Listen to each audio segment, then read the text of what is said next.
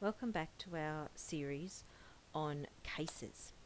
Today we're going to have a look at the accusative case.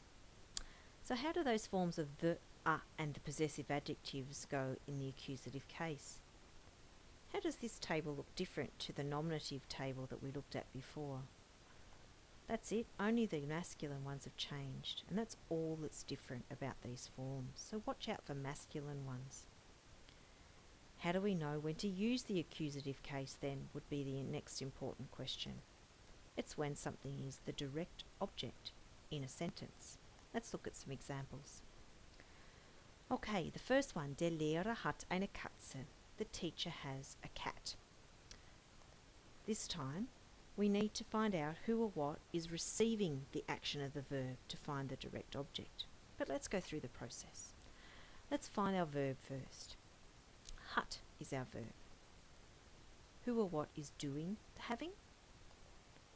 Der Lehrer, so he's the subject.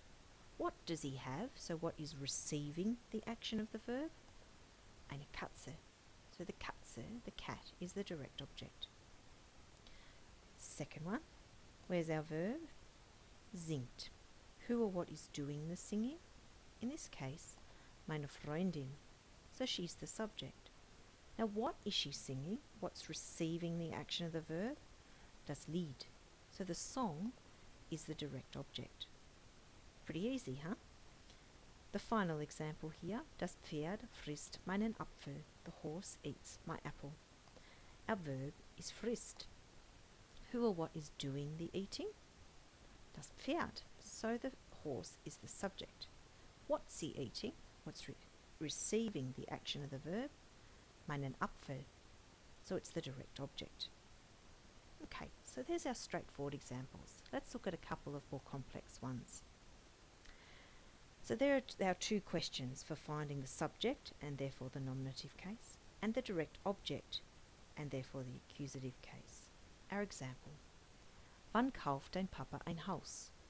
When is your dad buying a house? The action here, kauft, buys or is buying.